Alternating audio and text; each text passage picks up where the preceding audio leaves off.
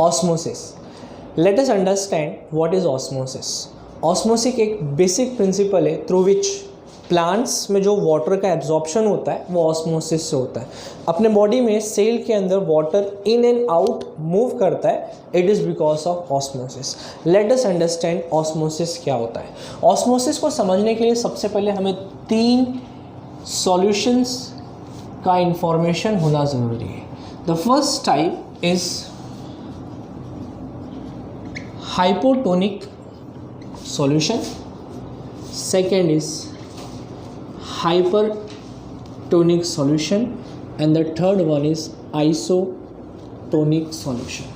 Hypotonic, hypertonic and isotonic solution. क्या होता है? अगर मैंने 3 बीकर्स लिए हैं,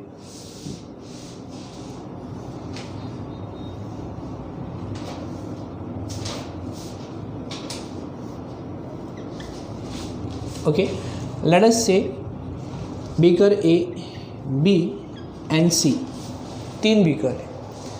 तीनों बीकर में अगर मैंने सेम अमाउंट ऑफ वाटर है, okay, same amount of water. Beaker A में मैंने 10 ग्राम NaCl डिज़ोल्व किया. बीकर B में मैंने 5 ग्राम NaCl डिज़ोल्व किया है और बीकर C में मैंने 5 ग्राम NaCl डिज़ोल्व किया. ओके, अब अगर मैं इन 2 सॉल्यूशन को कंपेयर करूँगा तो इसमें NaCl की मात्रा ज़्यादा है. The proportion of NaCl is more in this solution. Okay, if I compare this solution with this one, it has only 5 gram of NaCl, so the proportion of NaCl is less. If I compare this solution with this one, both the concentration are same, 5 gram of NaCl and 5 gram of NaCl. So here again same amount of NaCl. Okay. Now if I compare these 2 solution, it has more ionic concentration than this one. So this solution is called as hypertonic solution. Which solution? Hypertonic solution. Okay, now if I compare this solution with this one, it contain less amount of NaCl, so I will call it as hypotonic solution. Concept clear है? अगर NaCl ज़्यादा रहेगा या कोई भी ionic concentration ज़्यादा रहेगा तो उसको मैं बोलूँगा hyper, more than above, more than normal value, that is called as hyper. Hypo means less. अगर इससे कंपेयर किया तो इसके अंदर कम है, कम NaCl है, कम कॉन्सेंट्रेशन है, तो मैं इसको बोलूँगा hypotonic solution. Okay, isotonic solution क्या होता है? अब अगर मैं इन 2 सॉल्यूशंस को कंपेयर करूँ तो इसमें भी 5 ग्राम ऑफ NaCl है, इसमें भी 5 ग्राम ऑफ NaCl है. इन दोनों में कॉन्सेंट्रेशन सेम है, तो सेम कॉन्सेंट्रेशन वाले सॉल्यूशन को हम बोलेंगे आइसोटोनिक सॉल्यूशन. ओके, तो 3 टाइप के सॉल्यूशंस होते. फर्स्ट सॉल्यूशन जो मैंने बताया है हाइपरटोनिक सॉल्यूशन, सेकेंड सॉल्यूशन है हाइपोटोनिक सॉल्यूशन और third solution is isotonic solution. ठीक है, ये तीनों सॉल्यूशन डिपेंड करते हैं कॉन्सेंट्रेशन पे. ज़्यादा कॉन्सेंट्रेशन रहेगा तो हाइपर, कम कॉन्सेंट्रेशन रहेगा तो हाइपो, सेम कॉन्सेंट्रेशन रहेगा तो उसको हम लोग बोलेंगे आइसोटोनिक सॉल्यूशन. ठीक है, अब अगर आपको इतना समझ में आ गया है तो इसके बाद में हम लोग समझेंगे semi permeable membrane.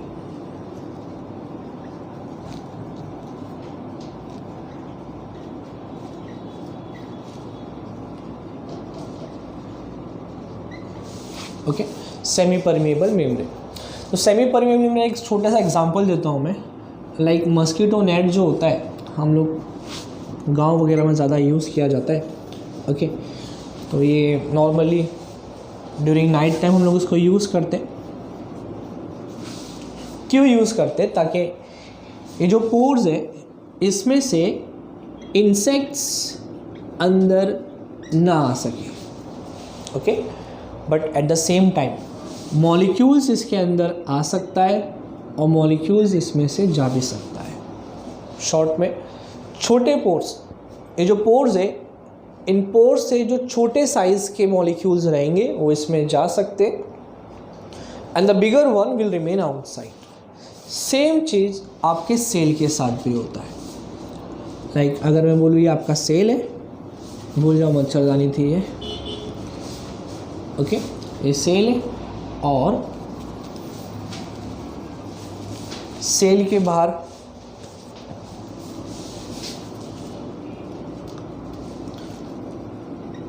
Sodium Na+Cl-, इधर भी Na+Cl-,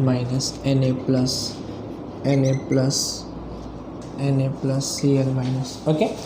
तो यहाँ पे वाटर भी प्रेजेंट रहेगा क्योंकि ये एक्वस सॉल्यूशन है, ओके।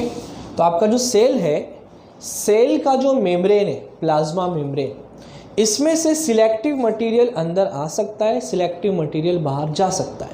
सारी चीज़ें अंदर नहीं आएगी और सारी चीज़ें बाहर नहीं जाएंगी। Selective material can get entry into the cell and at the same time selective material can exit out of the cell. Such a membrane is called as semi-permeable membrane. क्या बोलेंगे? Semi-permeable membrane.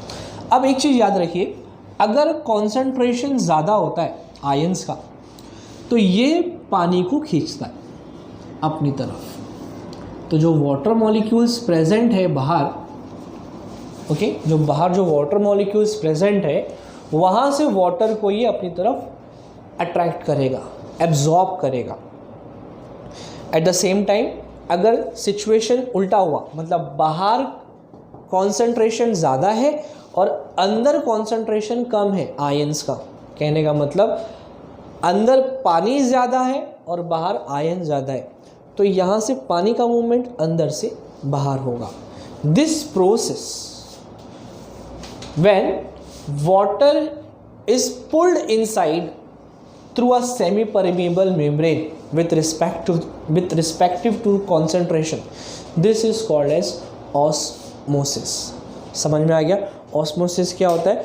movement of water from more water contained area to less contained area through a semi-permeable membrane, that is called as osmosis। अब osmosis जो होता है ये दो type का होता है। मान लो ये सेल के अंदर का एरिया है, ये सेल के बाहर का एरिया है। अगर ऑस्मोसिस बाहर की तरफ हो रहा है तो उसको बोलेंगे एक्स ऑस्मोसिस, और अगर ऑस्मोसिस अंदर की तरफ हो रहा है तो उसको बोलेंगे endosmosis. Exo means to go out, exit out, exit out. तो बाहर निकला तो एक्स ऑस्मोसिस, अंदर आया तो एंड ऑस्मोसिस। एक थर्ड टाइप का ऑस्मोसिस होता है जहाँ पे जितना अमाउंट वाटर का अंदर जा रहा है सेम अमाउंट वाटर का बाहर आ जाएगा, तो इस तरीके से बैलेंस हो जाता है। इसको हम लोग बोलते हैं नेट ऑस्मोसिस। कॉन्सेप्ट क्लियर है? ऑस्मोसिस क्या होता है? तीन टाइप के सॉल्यूशंस होते हैं, hyper, hypo, isotonic solution.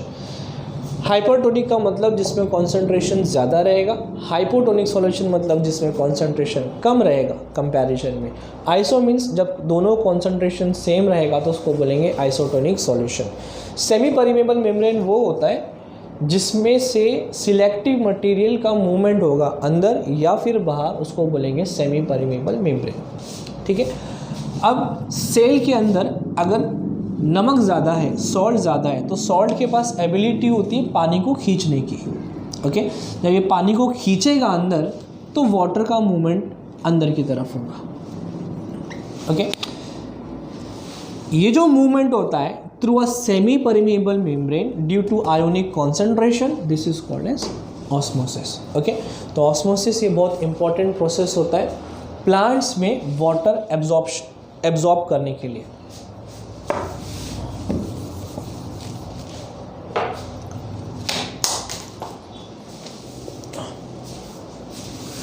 Like ये प्लांट है, ये प्लांट्स के रूट्स हैं।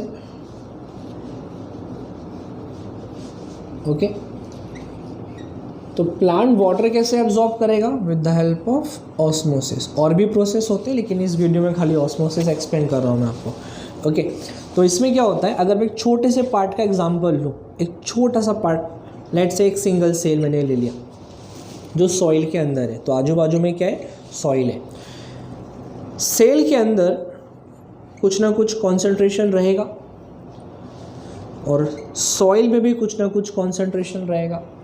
सेल का कॉन्सेंट्रेशन हाइपर होता है, हाइपरटोनिक सॉल्यूशन, ज़्यादा कॉन्सेंट्रेशन होता है। बाहर सॉल्यूशन हाइपोटोनिक होता है।